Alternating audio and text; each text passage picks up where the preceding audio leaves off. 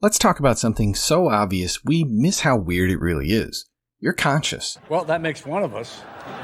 Hello everyone, I'm Professor Plank. I respond to various theological and ideological questions and claims from a rationalistic and naturalistic approach in an effort to give and explain the opposite viewpoint and help to balance the conversation. Today we're checking out a video from a channel called Testify, and they've put out a video called You're Not Supposed to Exist If Atheism is True. I always have to suppress a little bit of a chuckle whenever theists put out some argument or other that begins with, if atheism is true. If atheism is true, there's no right and wrong. If atheism is true, life has no ultimate meaning, etc. And it makes me laugh because when they phrase it like that, it means that they've already lost the argument and they just don't know it. Because atheism is true. And I don't say that as a matter of opinion or a subjective perspective that I'm biased towards just because I happen to be an atheist. But no, objectively, provably, undeniably, atheism is true. Because atheism, at its core, is nothing more and nothing less than not believing in any gods. Therefore, if a single person exists who does not actively believe in any gods, then atheism is automatically true. And, as an atheist myself, I can at least be sure that at least one person most definitely does not believe in the existence of any gods. Because I don't. Ergo, atheism is proven true. And I can be fairly sure a crap ton of other people also don't believe in any gods, making the notion of atheism being true all the more rock solid and proven. But no, when the bumbling Bible thumpers and thoroughly thoughtless theists start off with the common, if atheism is true line, what they actually mean is, if there is no God. So then, why don't they just say that? Why do they have to drag the word atheism, which they clearly don't understand, into the argument in the first place? Well, probably to attempt to get under the skin of self-described atheists by declaring them as being fundamentally wrong right in their thesis statement.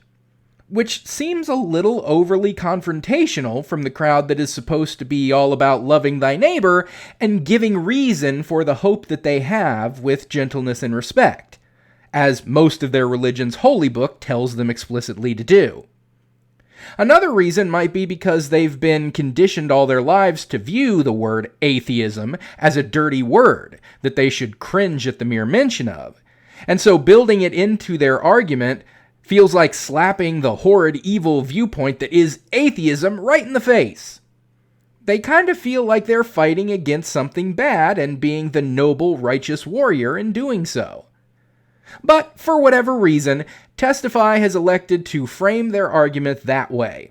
So let's hear what they have to say and see just how they think we wouldn't exist if atheism, which is true, were actually true. But before we get to that, if you end up liking what you see in this video and would like to help out the channel, make sure to subscribe and click the bell so you'll always be notified when new content comes out. Check out my social media, including my Patreon, Twitter, and Blue Sky, all linked in the description. And of course, like this video, pop in a comment. All that goes a long way towards pleasing the YouTube algorithm, extricating excellent existential examiners from extraneous explanations, exercising and exploring expansive externalities while excluding exaggerated exoteric exhortations. May keep my channel motoring along. Now on to today's video. Let's talk about something so obvious we miss how weird it really is. You're conscious. You're not just reacting to stuff like a rock rolling downhill. You're aware. You experience the world. You think about your future. You worry about finals. You wonder whether this video will change your mind. You know that you're you. Here's the problem. According to atheistic naturalism, none of this was supposed to happen. And we run into the first problem. Atheistic naturalism. In other words, not actually atheism, but something that is altogether different from naturalism, but then you tack the word atheism onto it in order to imply that atheism is something that it's not. So, you in fact mean naturalism. And what is naturalism? Well, something that is fairly hard to pin down, as it turns out. Stanford Encyclopedia of Philosophy discusses naturalism as follows. The term naturalism has no very precise meaning in contemporary philosophy. Its current usage derives from debates in America in the first half of the last century. The self-proclaimed naturalists from that period included John Dewey, Ernest Nagel, Sidney Hook, and Roy Wood Sellers. These philosophers aimed to ally philosophy more closely with science. They urged that reality is exhausted by nature, containing nothing supernatural, and that the scientific method should be used to investigate all areas of reality, including the human spirit. So understood, naturalism is not a particularly informative term as applied to contemporary philosophers. The great majority of contemporary philosophers would happily accept naturalism as just characterized. That is, they would both reject supernatural entities and allow that science is a possible route, if not necessarily the only one, to important truths about the human spirit. Or perhaps a more concise definition can be found at naturalism.org, which says, naturalism as presented here is a comprehensive worldview based in a scientific, empirical understanding of reality. It offers a positive, rational, and fulfilling alternative to faith-based religions and non-empirical worldviews. So, in common parlance, naturalism is just the rejection of the supernatural as an explanation for things, and instead relies on the existence of the natural world and evidence and explanations based on the natural world. Now, that would seem in keeping with the basic foundation of atheism, that of not believing in any gods, as any god concept would certainly necessitate the existence of the supernatural in order for it to be true. However, the fatal flaw with thinking that the two things are synonymous is that atheism is not specifically a rejection of the supernatural in all its forms. Atheists can indeed believe in the supernatural. Atheists can believe in magic. Atheists can believe in souls and spirits and afterlives and any number of supernatural beings, just so long as they don't believe in any gods.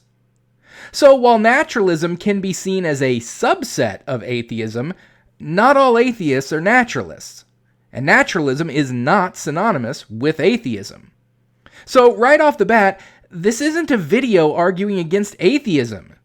It's just that they figured calling it as such would get them more clicks than titling it, "You're not supposed to exist if naturalism is true."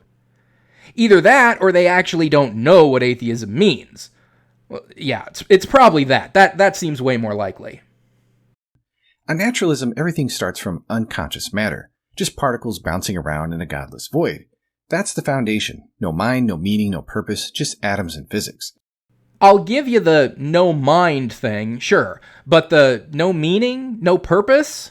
No. That is a common theistic assertion, that without a God-derived and God-imposed purpose and meaning to existence, then there cannot possibly be any purpose or any meaning to existence. The meaning, i.e., the reason the physical universe does the things that it does and works the way that it works, is that everything is conforming to the natural forces at play in the universe. That's the meaning in a naturalistic universe. Movement is happening because of forces like gravity and electromagnetism. Elemental interactions are happening because of chemistry and molecular bonding. Things are happening because the brute facts of the universe are such that they determine what things will happen and when and how. And that's the why. And then, as far as purpose, or the idea of things that happen having a deeper meaning, well, deeper meanings are a product of minds, and eventually minds came along, like ours, and we can derive and determine our own purpose for ourselves. They need not come from a supernatural God being. So, meaning and purpose are very much real things in a godless universe, even if you don't like what those meanings are or where those purposes come from. So here's the question. Why would that kind of universe randomly cough up you? Consciousness isn't just one more physical process to throw under a microscope. It's not like digestion or photosynthesis. It's first-person experience. And no matter how many neurons you map or circuits you model, you'll never get "I feel sad" or "I love my mom" out of electricity. Wrong! That's wrong! Tell me you don't understand jack about neuroscience without telling me you don't understand jack about neuroscience. This seems to be a relatively common driver of theistic belief, the obstinate insistence that consciousness, emotion, personality, and all the general higher functions of the brain are so amazing, so majestic, well, so downright magical that they couldn't possibly be the result of a bodily organ carrying out biological functions. You know, it's interesting that that viewpoint is almost always espoused by people who know very little about how the brain works or about biology in general.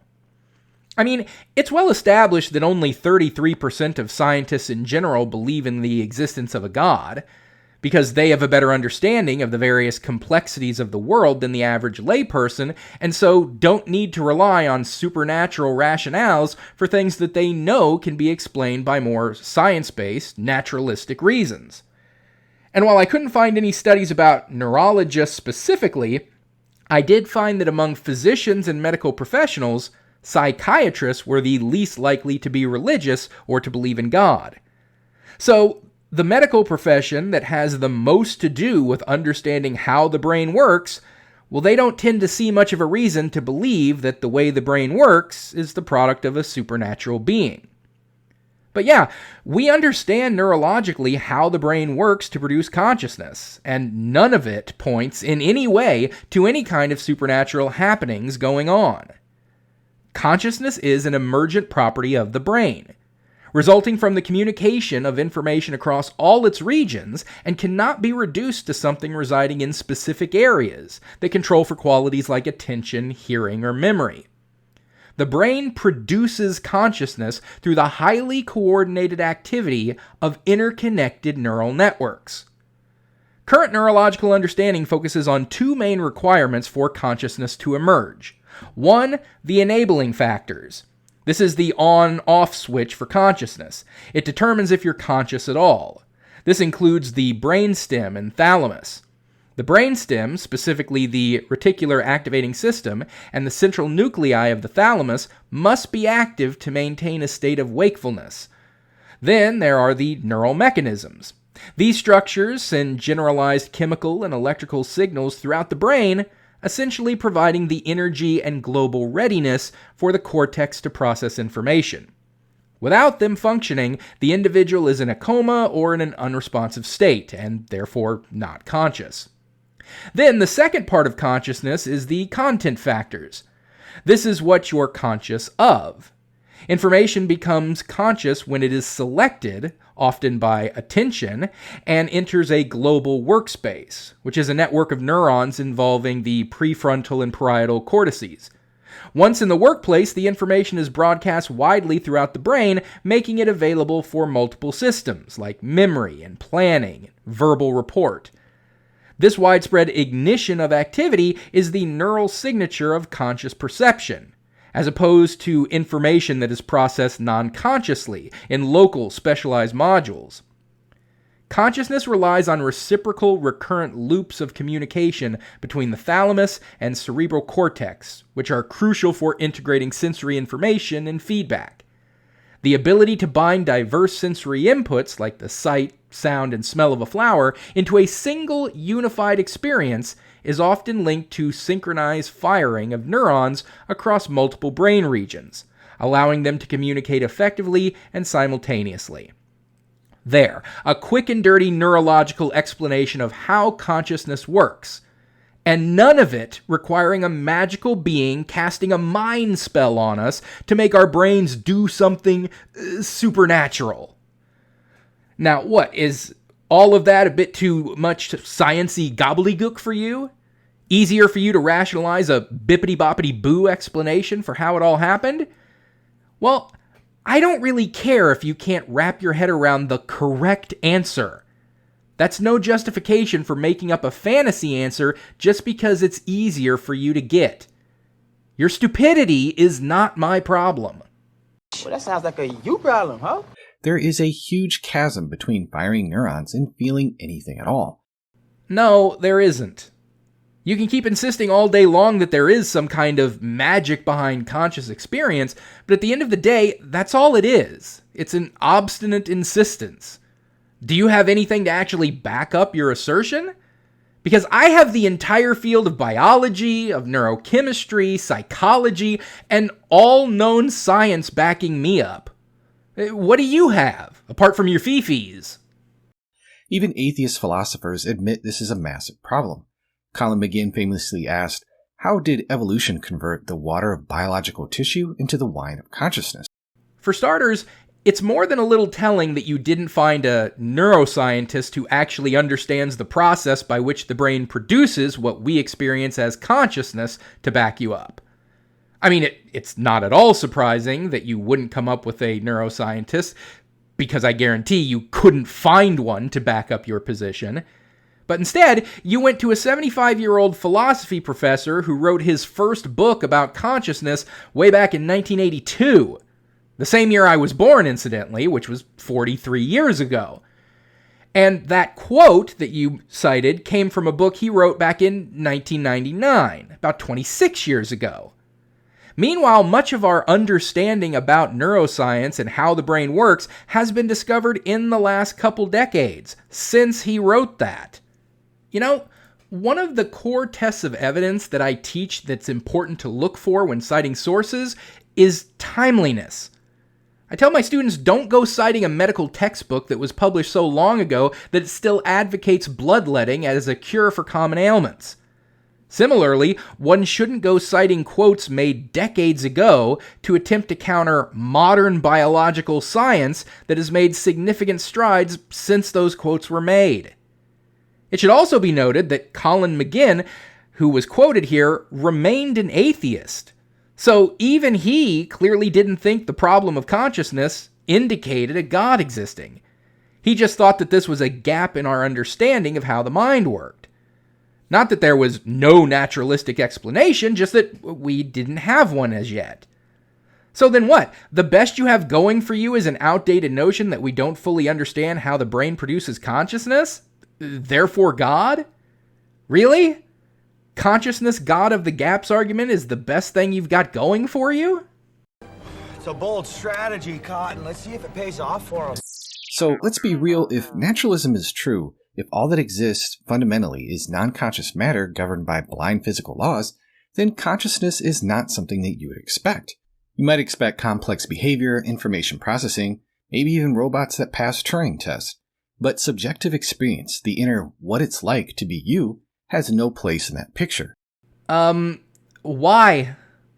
What is it that you think conscious experience is? You say that you can expect complex behavior and information processing, but not subjective experience? I mean, what is subjective experience if it isn't my personal perspective of the information I process, or my recollection of the complex behaviors I've engaged in, or witnessed others engaging in? I mean, complex behaviors and information processing are two small parts of the larger whole that is what it's like to be you. Along with other things like emotion, which we know to be a function and emergent property of the brain, and memory, which we know to be a function and emergent property of the brain, and decision-making, which we know to be a function and emergent property of the brain, etc. You're saying that we can totally expect all of these individual functions that the brain carries out to exist, and you're fine with that, but that for some reason we can't put all of these things together and classify all of them collectively as consciousness. Fine then, if that's your stance, you need to explain what consciousness is that is completely separate from all of those individual neuroprocesses. You need to explain consciousness without including things like emotion or memory or information processing or complex behavior. Because if we can expect all of those things naturally, but we can't expect consciousness itself naturally, then obviously consciousness must be wholly and completely separate from all of that. Obviously, consciousness can't include any of those mental processes. So go ahead, explain consciousness absent of any of the things that the brain actually does.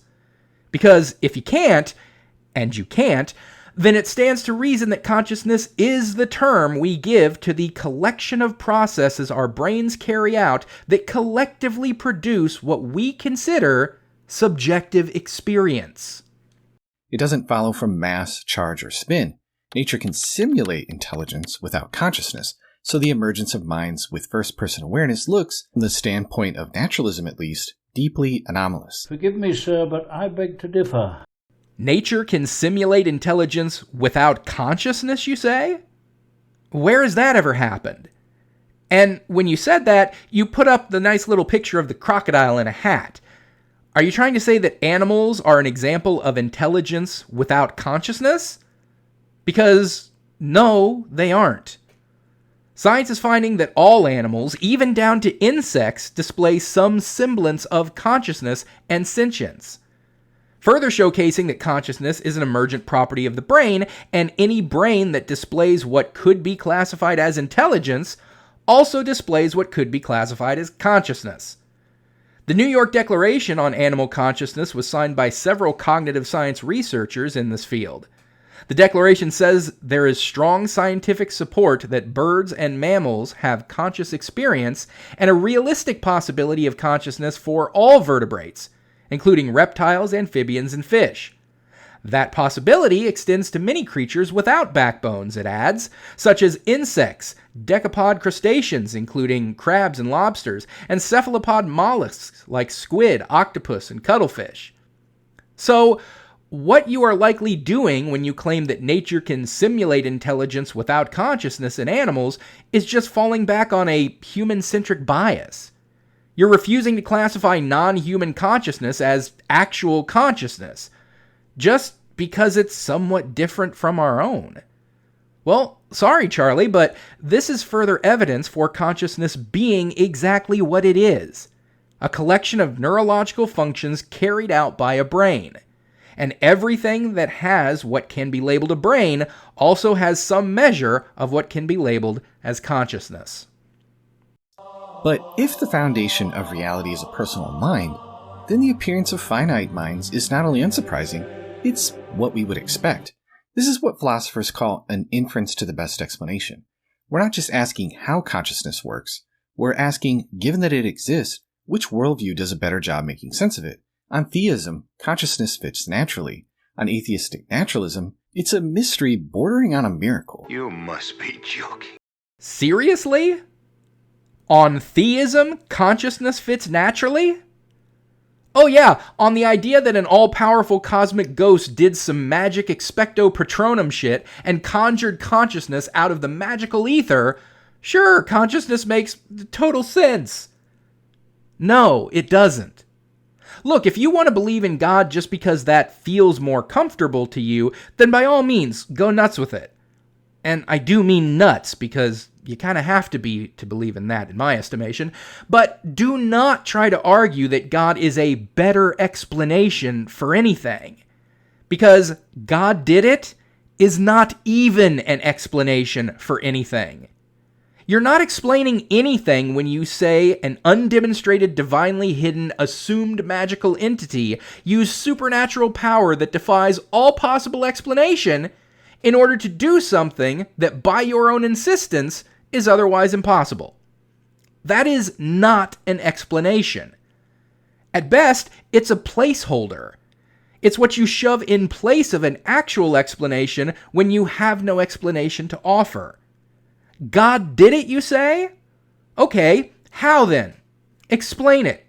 And I don't mean explain it as in God used his divine power because he can do anything. That's not an explanation. No, I mean a real explanation. So what was this power God used? What is God magic anyway? What kind of energy is it composed of? What are that energy's properties? How exactly does that God magic energy interact with the physical world? No, I mean really explain it. Because if you would then fall back onto old tried and true tropes of, his ways are above ours, we cannot fathom his ways for we are mere mortals, and blah blah blah, then you aren't explaining anything. You aren't even attempting to explain anything. So that entire line of reasoning that God did it is not an explanation. It's what superstitious minds fall back on when they don't have any explanations, and that makes them uncomfortable, so they glom onto whatever fanciful pseudo-explanations they can, which is often religion and theistic belief. So, no, on theism, consciousness does not fit. Because saying a magical being did a magical thing and that's why we have minds that work is not a viable answer in the first place.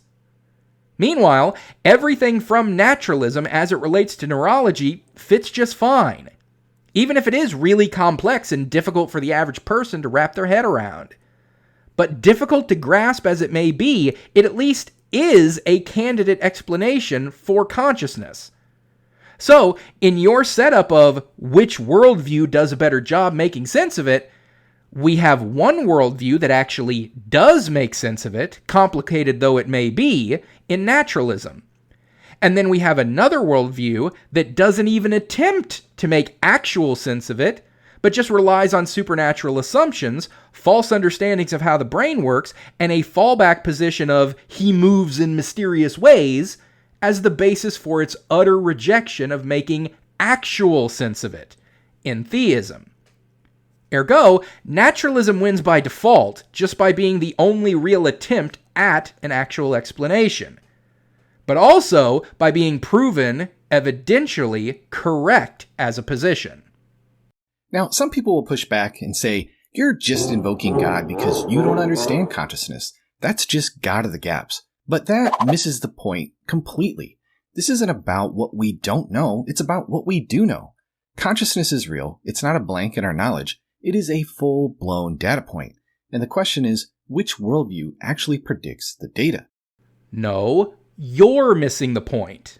Actually, you're missing several points. You're missing the point about what consciousness is. You admit that it's real and that it's an actual data point, but you don't even bother to attempt to understand what consciousness is, insisting that it's some kind of a magical, ethereal, supernatural brain state that couldn't possibly be the result of the brain doing exactly what the brain naturally evolved to do. You're also missing the point about how consciousness is measured when you think that it's some kind of ultra-special, human-specific thing that doesn't apply to every living thing with a functioning brain. You're also missing the point about what even counts as a viable explanation when you insist that God did it through magic explains anything when it doesn't. You're missing points all over the place that are fundamental and absolutely crucial to this entire discussion in your race to justify believing in magic, when all of those points that you're running right past conclusively disprove the necessity for magic in this discussion in the first place. Appealing to God here isn't filling a gap, it's just recognizing that theism gives us a world where minds make sense, where they're actually expected. No, theism gives you an excuse to avoid any actual explanation and instead supplant an invalid, unsound, unexplained, irrational, illogical, non-answer in place of real, actual answers that are readily available and already known to a plethora of people. This isn't even really God of the Gaps, because God of the Gaps is used when there's no known answer to something, and the theistically minded attempt to appeal to God as a default answer when no other answer can be found. But this isn't even that, because we do have rational, reasonable answers to the problem of consciousness.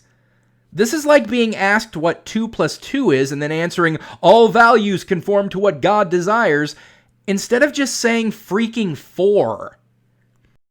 Now, let's map out some of the main options. First, there's reductive materialism that says consciousness just is brain activity. Neurons fire and poof, experience. But that's just correlation masquerading as explanation. Why should electricity be conscious of anything? Why isn't your brain just a cold, unconscious calculator? You couldn't be that stupid. It really is that you don't have the faintest idea what you're talking about, isn't it?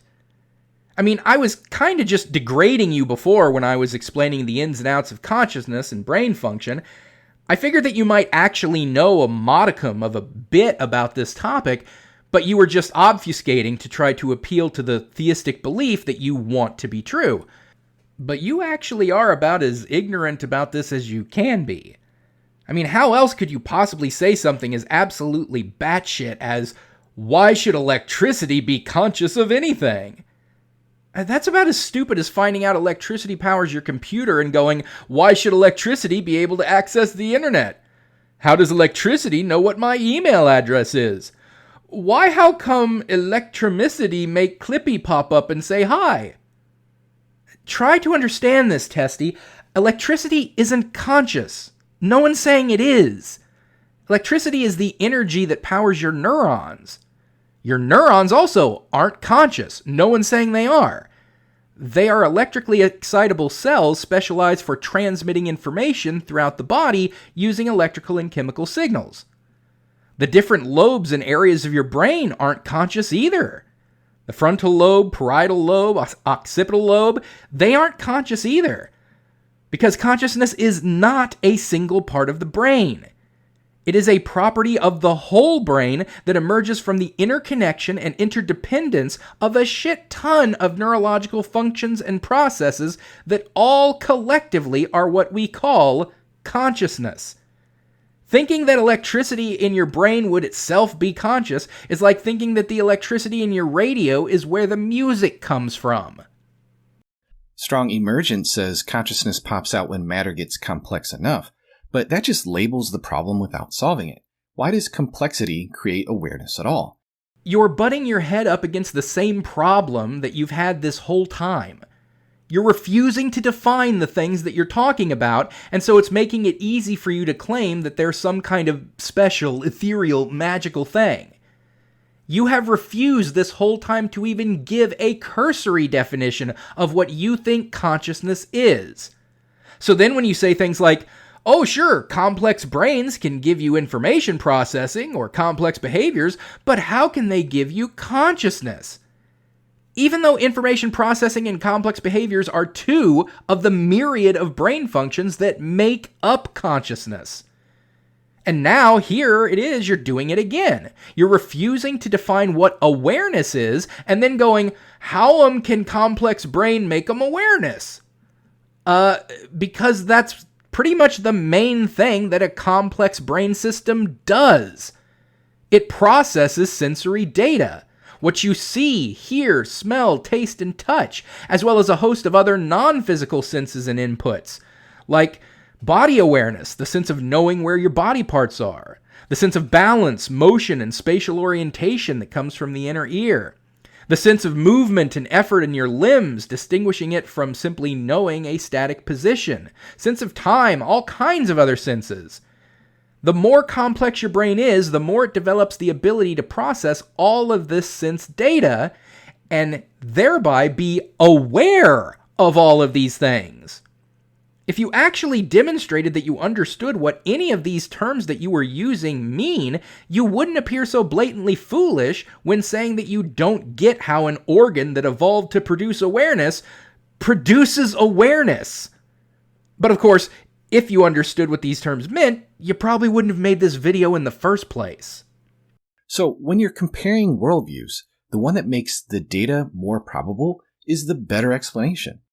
And that worldview is the one that actually can explain all of these things, has explained all of them, fully and adequately accounts for every single thing that the brain does, and doesn't make wild, grandiose claims about unproven magic or supernatural entities to attempt to non-explain, but still somehow feel like you are explaining things that need no such fanciful appeals in order to explain them.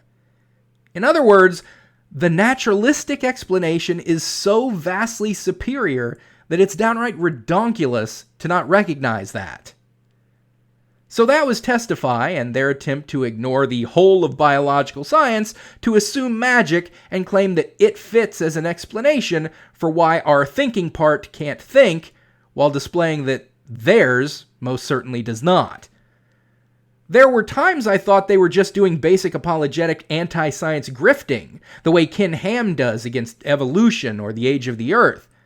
Just the right amount of utilizing the proper terminology while shoddily trying to discredit actual science, just to whip up a notion that the science is unsatisfactory, ergo God must be the real answer. But the longer the video went, the more apparent it became that Testy just simply didn't have the first feckin' clue what the brain is, what it does, how it works, or what many of the very words that they were using even meant. There was no demonstration that they even had the faintest idea what consciousness is in the first place. There was no attempt to define it, no examples of it, not even using it in a sentence other than saying, "Hey, consciousness exists. How can a brain possibly do that?" They didn't seem to know that consciousness is the collective experience of tons of different processes that the brain does. Each and every one of is individually clearly understood. They didn't seem to know that all animals possess consciousness of their own, even if they are different from the kind experienced by humans. And just completely unwilling to accept the fact that consciousness is a fully biological phenomena. We didn't even get into how a person's consciousness, personality, and subjective experience can be completely and even permanently altered by psychoactive drugs or brain injury. How could that possibly be if consciousness was some kind of a magical blessing from an all-powerful supernatural being who magically bestowed consciousness upon us? What, is your God not greater than LSD? Similar to not understanding what consciousness is, Testy displayed ignorance as to what awareness is, asking the immensely idiotic question, how can a complex brain produce awareness? Every bit as stupid as asking, how can a camera produce a picture? Because that's precisely what it's supposed to do. Every bit of it, every tiny piece is contributing to that overall purpose. A brain produces awareness because that's exactly what it evolved to do. And you don't seem to recognize how these things happen in a naturalistic way because you don't seem to even understand to the slightest degree what these things are. And Testy surmising that consciousness must come from a magical god being because they can't seem to fathom how a brain actually works is no different from an ignorant tribesman thinking that the camera is stealing his soul when it takes his picture, because he has no idea how a camera works. The only difference is that a tribesman has an excuse for that ignorance. He's never had access to the real answers before. Testy, on the other hand, ignores the real answers because they're more comfortable with a fanciful fairy tale, which is actually no excuse at all. And so that is where we'll end things for today. So thanks for watching, everyone. Don't forget to like this video, comment, and subscribe so you'll always be notified when a new video comes out. Check me out on Twitter, Blue Sky, and Patreon if you'd like to support my work directly. My Teespring if you want some Pleeky merchandise. All that linked below in the description. Special shout out to my most recent super thankers here on YouTube, Salvi Mike, Autumnal Fling, Michael Martin, and Midian767. And with that said, until next time, I'm Professor Plank reminding you to keep striving for greater understanding. It's the best way to get wherever you want to go.